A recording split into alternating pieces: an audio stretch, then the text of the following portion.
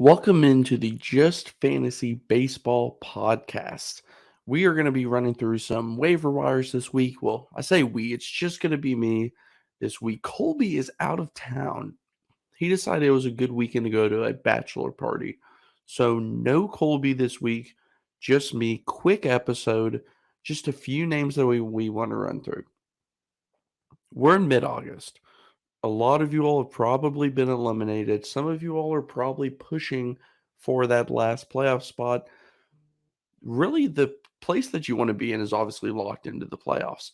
Even if you are, this is a good opportunity to be on the waiver wire. If you are in a position where you already have a playoff spot locked in, you can go ahead and take a risk. You can drop that player who's been struggling and pick up one of the guys that we're about to talk about today and just write it out. Write it out for the last 2 or 3 weeks, whatever it is. I believe 3 weeks left until playoffs start. Write it out. See if they can stick on your playoff roster. Only 4 names today. Only 4 names. We will probably be back with another episode later this week. And in that episode, we'll talk about either some streamers or some players to pick up for the weekend, maybe some other hot players as well. The first name I want to get into is a guy that we've talked about, but we have to talk about him again because people aren't listening, apparently. Kerry Carpenter, the Detroit Tigers outfielder, only owned in 5.7% of ESPN leagues. Outfielder slashing 281, 341, 510 with 15 home runs, 41 RBIs. That's good for a 134 WRC plus. The thing with Kerry Carpenter is the power showed in the minors. I think he had 30 home runs last year in the minors before getting called up late season to Detroit. The power is there for this former 19th round pick. 19th round pick. The power, I was a little bit worried about it all being pull side power and how he would adjust. Well, he's hitting to all fields, and that's what we love to see. He's showing power to left field. This past weekend against Boston, he went over the Green Monster. Like, the kid has serious pop. And on the waiver wire, it's really difficult to find power this time of the year. Or it's difficult to find everyday players. You may find a platoon bat with some power, and that's kind of what Carpenter was. Go back a few weeks, maybe even a month. He's starting to play every day now.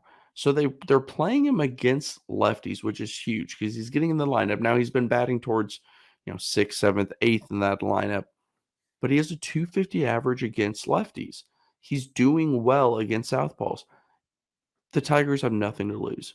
I could see them moving him up a little bit to, even up to, 5, 4, 3 in the batting order, allowing you more opportunities for run production. Kerry Carpenter has been fantastic. He's crushing the ball. I don't really understand why he's not getting picked up in more leagues. Maybe other, Yahoos and whatnot have a higher percent owned of Kerry Carpenter. And I know he's on the Tigers. Like, run production is kind of questionable. But when you're getting home runs like this and you're getting a 281 average, I don't see the hesitation.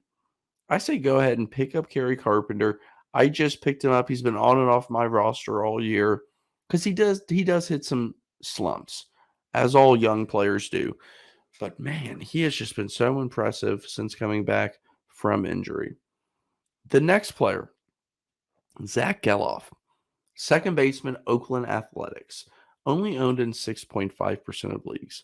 So far, now he just got called up a couple weeks ago. So far, he's slashing 253, 320, 560 with 6 home runs, 11 RBIs, 6 stolen bases, 141 WRC plus. Second base is kind of tough in fantasy, especially because there's been some injuries. Brendan Rodgers just came back. I'm sure some people have tried to roster him. I'm not interested in him for this season. I just can't give up on Brendan Rodgers. Like, I don't know what the deal is, but Zach Geloff, like, he's striking out close to 30%. I don't think these type of stats will continue this pace, I should say. But man, he's right in a hot hand. You got to pick him up, man. He hit a home run over, I think it was like 440 feet or something crazy like that. For a guy who showed some pop, but that really wasn't his game in the minors. And if you can slot him in at second, I know some people have Trevor Story who just came back and may be tough to find the roster spot. But man, Zach Geloff, 6 stolen bases as well. A little bit of speed, some power. He's going to play every single day in Oakland. They have nothing to lose, just like the Tigers. They want their young players to play. He's going to get the at-bats that you need.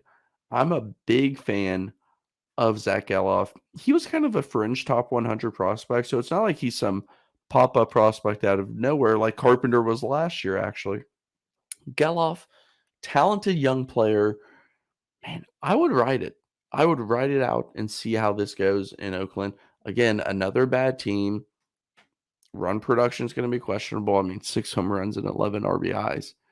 RBI, yeah, that's tough run production. But hey, roll the dice and see what happens.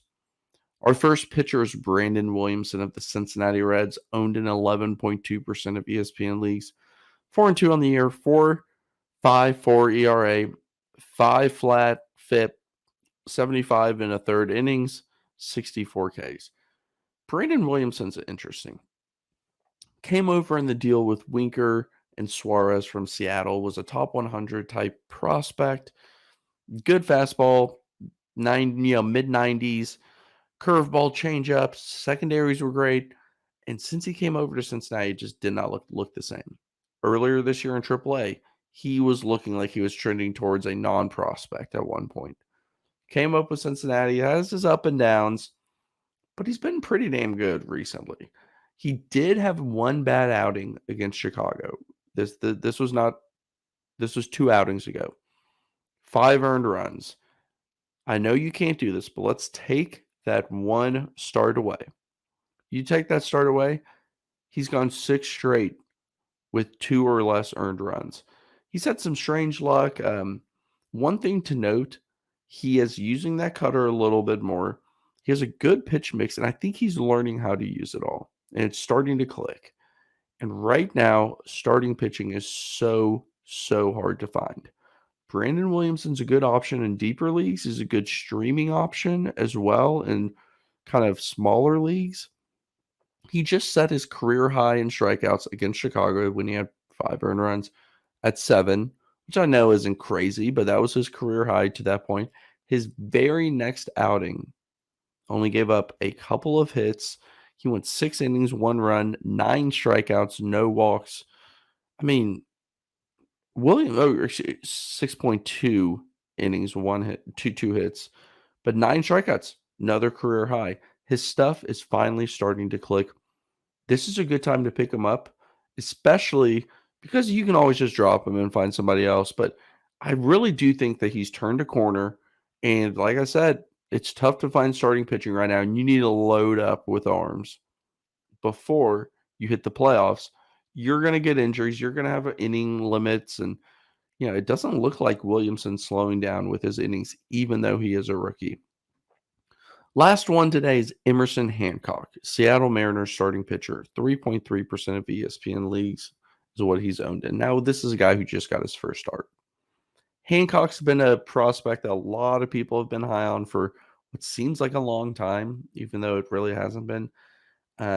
This is one of those roll the dice type pickups. This is I need a guy. Man, I don't want to go with that vet that I've been going back to the well with who's okay. Like, I want somebody with some upside. Hancock's going to be in this rotation for a while.